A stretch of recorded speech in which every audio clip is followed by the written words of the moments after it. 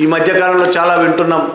దండకారణ్యంలో ఛత్తీస్గఢ్లో ముఖ్యంగా Hidma Maoist party నాయకుడు హిడ్మా చనిపోయిన తర్వాత అడవులన్నింటినీ నరికేస్తున్నారు, అడవులు లేకుండా నాశనం చేసే పరిస్థితికి వచ్చింది, మైనింగ్ కోసం అడవులను నాశనం చేస్తున్నారు అని మాట్లాడుకుంటున్నాం. కానీ ఒక్క ఛత్తీస్గఢ్లోనే కాదు, భారతదేశంలో ప్రధానమైన అడవులు ఉన్న అన్ని చోట్ల మైనింగ్ కోసం మైనింగ్ ఎందుకోసం చాలా కథలు చెప్తారు మనోళ్ళు.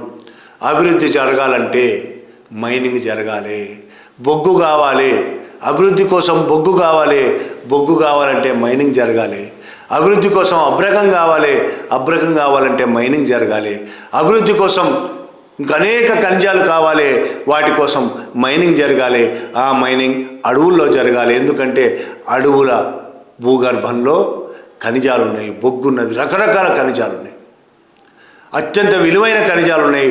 వాటిని తవ్వుకొని బయటికి తీస్తే తప్ప అభివృద్ధి జరగదు. కాబట్టి అభివృద్ధి జరగాలంటే మైనింగ్ జరగాల్సిందే అనే మాట మాట్లాడుతున్నారు.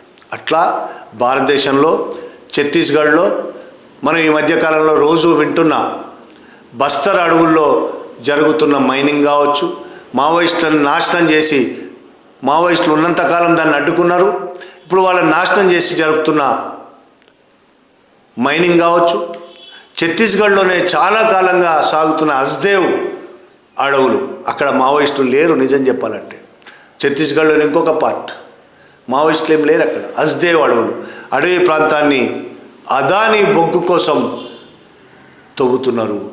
దాదాపు కొన్ని వేల ఎకరాల్లో అదానీ బొగ్గు కోసం హస్దేవ్ అడవులు తవ్వుతున్నారు. అక్కడ ఆదివాసులు, ఇతర ప్రజలు చాలా కాలంగా పోరాడుతున్నారు. దానికి వ్యతిరేకంగా శాంతియుత పోరాటం జరుగుతున్నారు, కోర్టుల్లో పోరాటం చేస్తున్నారు.